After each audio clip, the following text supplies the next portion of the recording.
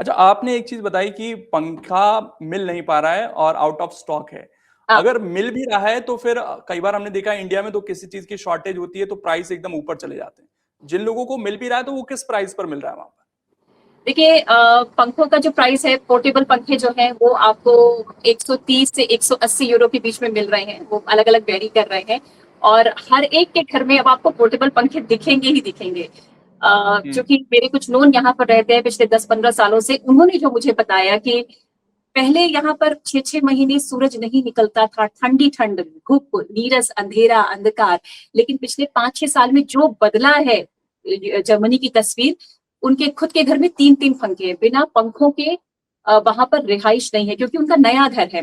तो insulation system बहुत strong है और टेम्परेचर चूंकि ऑटोमेटिक सेट हो जाता है वहां पर, इसीलिए वहां पंखे की ज्यादा जरूरत है। क्योंकि हमारा घर पुराना घर है, यहाँ पर जो है ऑटोमेटिक हीटिंग सिस्टम नहीं है, हमें ऑन करना पड़ता है हीट सिस्टम के लिए जब बर्फ पड़ती है। तो चूंकि हमारा हीटिंग सिस्टम डाउन है, इसलिए हमारा घर फिर भी अभी कह सकते हैं कि बिना पंखे के हमारा गुजारा है। अगर हम खिड़कियां खोल दें तो अच्छी खासी हवा आती है। अच्छा, एक रिपोर्ट मैंने कहीं देखी थी, किसी चैनल पर ही देखी थी, जिसमें जिक्र किया गया था कि जो यहाँ की खिड़कियां होती हैं वो बहुत छोटी होती हैं। मुझे ऐसा लगता है, और मैंने जो देखा मेरे आसपास की जितनी भी घरें हैं, खिड़कियां दरवाजे अच्छे खासे बड़े हैं और हम्म। ऐसे हैं कि आप उनको पूरा खोल दीजिए तो अच्छी खासी हवा आती है। अच्छी खासी हवा आती है कि पूरा आपका जो टेम्परेचर है रूम का वो सामान्य हो जाता है। पिछले साल मैं गई थी प्राग, चेक रिपब्लिक। वहां भी जी। बहुत गर्मी थी, गर्मी के मौसम में गई थी।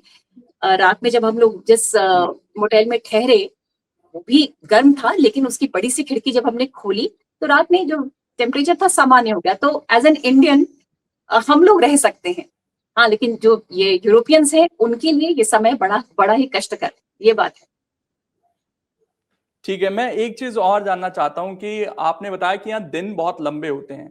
थोड़ा हम्म। स्लीपिंग साइकिल किस तरह की है वहां पर? और अमूमन हम शहरों में तो अब चीज वो नहीं है, इंडिया में भी गाँव में तो छत पर सो जाते हैं लोग, बाहर सो जाते हैं।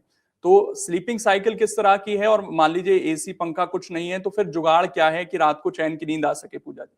देखिए, मैं आपको अपना ही अनुभव बताती हूँ। मेरा जो घर है वो आसपास पेड़ों से घिरा हुआ है। रहती मैं चौथे ठीक फ्लोर है। पर हूँ, लेकिन जो पेड़ आसपास है, मेरी सारी खिड़कियों के आसपास पेड़ हैं और वो पेड़ छठे या सातवें फ्लोर तक जाते हैं, इतनी ऊंचाई है उन पेड़ों की। तो हम्म। रात में जब सोने जाइए तो वही अपनी खिड़कियों को खोल दीजिए।